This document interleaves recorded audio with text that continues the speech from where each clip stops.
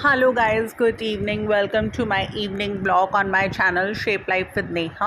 अभी मैं इस समय अपने बाथरूम में हूँ एंड मैं यहाँ पर क्या टास्क कर रही हूँ, मैंने 2 डेज़ के क्लोथ्स कलेक्ट कर लिए हैं। मैं बेसिकली 2 डेज़ के क्लोथ्स कलेक्ट कर वॉश करती हूँ। मेरे पास फुल्ली ऑटोमेटिक वॉशिंग मशीन है एंड आप लोगों को नॉलेज होगी guys, semi automatic washing machine जो होती है उसमें लेबर ज़्यादा होती है, बट उसमें 2 to 3 टाइम्स हमारे क्लोथ्स साइकिल्स चलती हैं वॉशिंग के लिए, जो कि डिटर्जेंट में क्लोथ्स धुलते हैं। बट हमारी जो फुल्ली ऑटोमेटिक वॉशिंग मशीन होती है उसमें सिर्फ एक बार सर्फ में डिटर्जेंट में क्लोथ्स रोटेट होते हैं, उसके बाद वाटर में एंड देन रिंस ऑफ होकर वाटर में ड्रायर हो जाते हैं। तो इससे ना मीन्स नीटनेस प्रॉपर नहीं आती क्लोथ्स में एंड स्टेन्स वगैरह भी रह जाते हैं। तो मैं इसके लिए क्या यूज़ करती हूँ कि मैं fully automatic washing machine use करती हूँ, उसमें कोई लेबर नहीं है, बट उससे पहले मैं अपने क्लोथ्स को वॉशिंग से पहले सोक करती हूँ मिनिमम 2 घंटे के लिए, 2 से 3 घंटे के लिए। तो मैं 2 टब्स लेती हूँ, दोनों में वाटर फिल करती हूँ। एक टब के अंदर मैं जो भी मेरे डिटर्जेंट में क्लोथ्स वॉश होते हैं, जैसे कि बेडशीट्स हो गई, दोहज हो गई, टॉवल्स हो गए,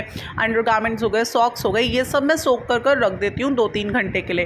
एंड दूसरे टब में मैं अपने वेयरिंग के क्लोथ्स, जैसे कि हमारी टी शर्ट्स, शर्ट्स हो गई, हमारी जीन्स, ट्राउजर्स वगैरह हो गए, ये सब मैं सोक कर रख देती हूँ। थोड़ा सा इस बात का ध्यान भी रखती हूँ कि कोई न्यू क्लॉथ तो नहीं है या किसी का कलर तो नहीं छूटेगा। अगर ऐसा कोई क्लॉथ होता है तो मैं उसे साथ में नहीं भिगोती।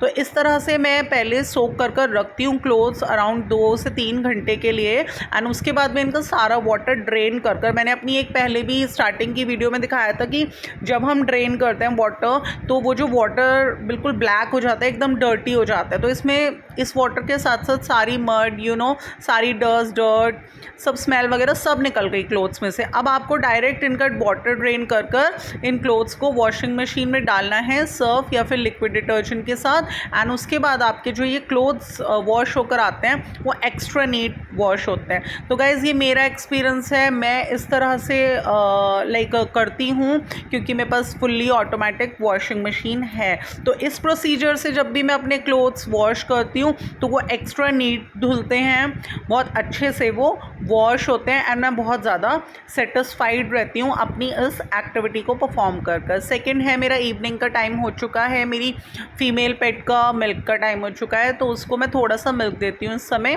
तो वो मैंने दे दिया है एंड बाकी जो हमारा मिल्क है वो मैंने बॉयल होने के लिए रख दिया है। जब भी मैं मिल्क बॉयल करती हूँ तो उसे एक बर्तन में ना कर 2 बर्तन में मैं उसको बॉयल करती हूँ, सो डैट वो पूरा ऊपर तक ना फिल हो। क्योंकि कितनी बार होता है, वैसे तो मेरा यही रहता है कि मैं जब भी मिल्क बॉयल करूँ तो आसपास के किचन के चोर्स में एंगेज रहूँ, सो डैट मेरी आय रहे उस पर मिल्क पर और वो ना निकले। बट कितनी बार होता है हम भूल जाते हैं या इधर उधर चले जाते हैं तो मिल्क निकल जाता है। तो इसके लिए मैं 2 भगोने लेकर उसमें थोड़ा सा वाटर डालकर एंड 2 भगोनों में मैं मिल्क रख देती हूँ। तो अभी मैंने मिल्क बॉयल होने के लिए रख दिया है एंड मेरा सेकेंड टास्क होगा, ये देखिए मेरा मैंगो शेक जो कि मैंने जैगरी पाउडर डालकर बनाया था इन द मॉर्निंग, मुझे टाइम ही नहीं मिला पीने का, तो मैं उसे अब ड्रिंक कर रही हूँ एंड ये देखिए बिल्कुल आइसक्रीम बन चुका है ये।